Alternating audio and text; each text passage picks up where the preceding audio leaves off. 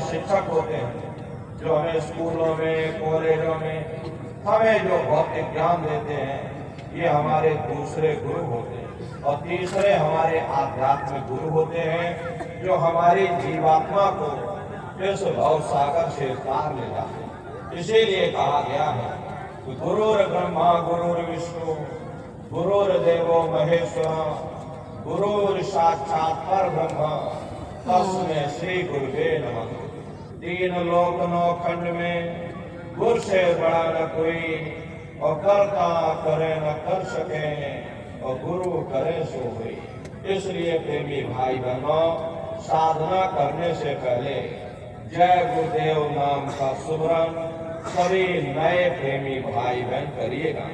और सुमरन करने के बाद में फिर आप लोग ध्यान पर बैठिएगा। दूसरा है ध्यान। ध्यान कहते हैं दृष्टि को एकाग्र करना, अपनी दिव्य दृष्टि को खोलना, अपने शिव नेत्र को खोलना, अपने तीसरे नेत्र को खोलना। तो कैसे आप लोग ध्यान करोगे, जरा अच्छी तरह से समझ लीजिए। अपने अपने घरों में पलथी मार करके आप लोग बैठिएगा। शरीर को टाइट मत करना। बहुत से प्रेमी ये गलती कर देते हैं कि ध्यान के समय अपने शरीर को बिल्कुल टाइट कर दें। यदि आप अपने शरीर को टाइट कर दोगे तो शरीर तुम्हारा थक जाएगा, फिर शरीर ढीला पड़ जाएगा, जैसे के तैसे हो जाओगे। इसलिए पहले से ही अपने शरीर को बिल्कुल ढीला छोड़ दें। जितना आराम से आप बैठोगे उतना आपके लिए अच्छा रहेगा। तो अपने अपने घरों में पलथी मार करके और ढीले बदन से आराम से बैठ जाना।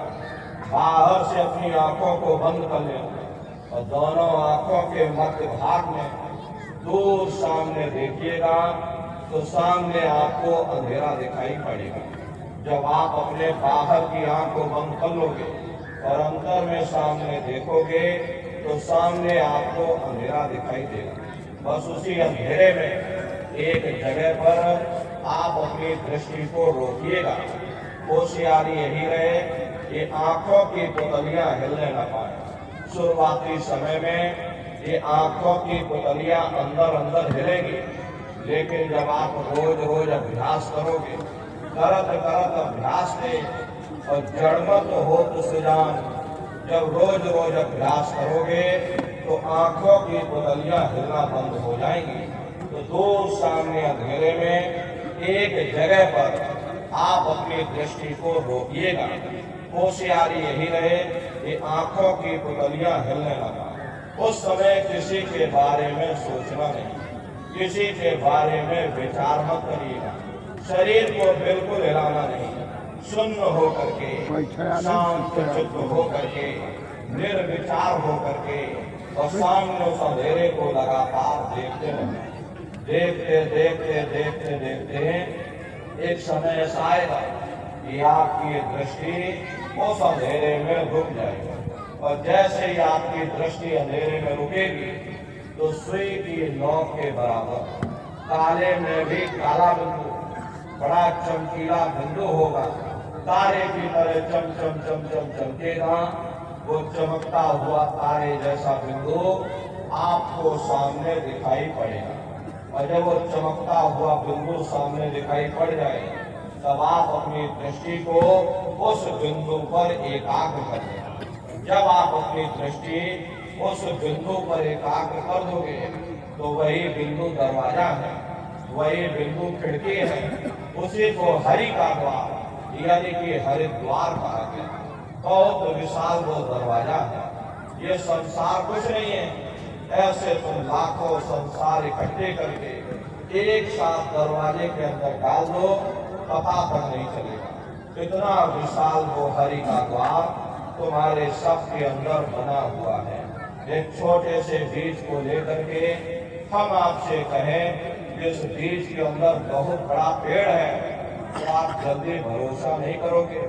लेकिन उस छोटे से बीज को जब आप जमीन में गाड़ दोगे, थोड़ा खाद पानी दोगे तो बीज अंकुरित हो जाएगा।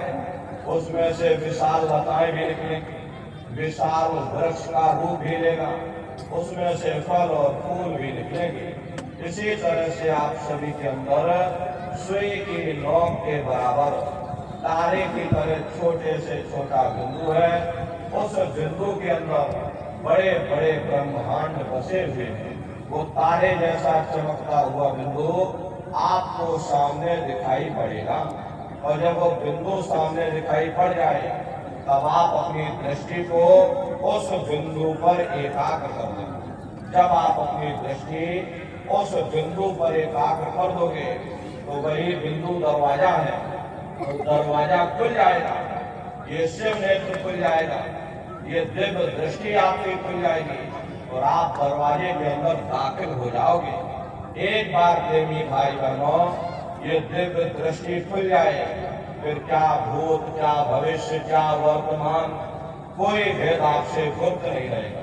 लाखों वर्ष पहले क्या हुआ था, भविष्य में क्या होने वाला है, आप अपने अपने घरों में बैठ करके और ध्यान लगा करके भूत, भविष्य और वर्तमान को देख सकते हैं। तो यह है ध्यान करने का तरीका। एक बार फिर से आप लोग समझ लीजिए कैसे आपको ध्यान करना है। अपने अपने घरों में पलथी मार करके और ढीले बदन से